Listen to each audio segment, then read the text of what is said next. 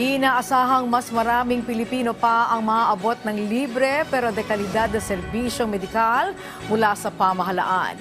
Ito'y sa tulong ng Love for All Caravan sa pangunguna ni Pangulong Ferdinand R. Marcos Jr. at First Lady Lisa Araneta Marcos. Si Kenneth Pasyente sa sentro ng balita.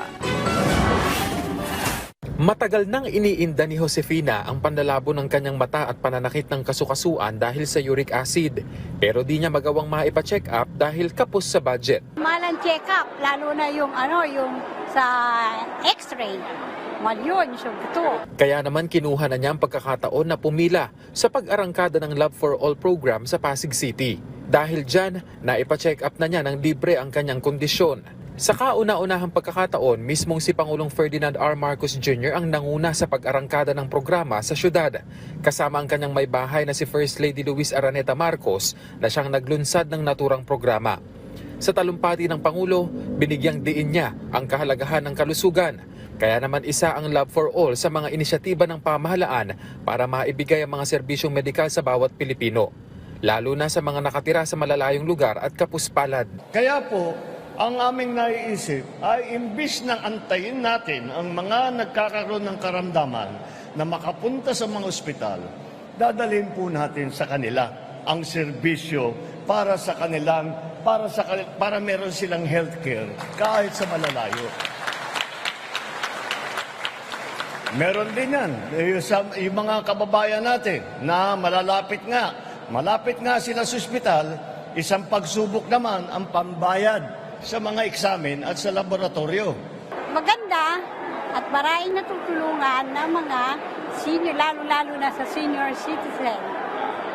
Okay? Malaking bagay po ba ito? Oo, malaking bagay ito. Malaking ahorro yung pagbibigay ng medical na mga gamot. Kasi kung bibili ka ng gamot, mahal. Bukod sa serbisyong medikal, kasama rin sa Love for All ang iba't ibang ahensya ng pamahalaan na maaaring dulugan ng mga magpupunta rito. Mula yan sa mga legal concern, edukasyon, kabuhayan at iba pa. Kasama na rin dito ang ilang pong pampublikong serbisyo, gaya ng CHED, na handang umalalay sa mga naghahanap ng scholarship. Nandito rin pong NHA at Pag-ibig na gagabay sa inyong mga pangangailangan tungkol sa pabahay.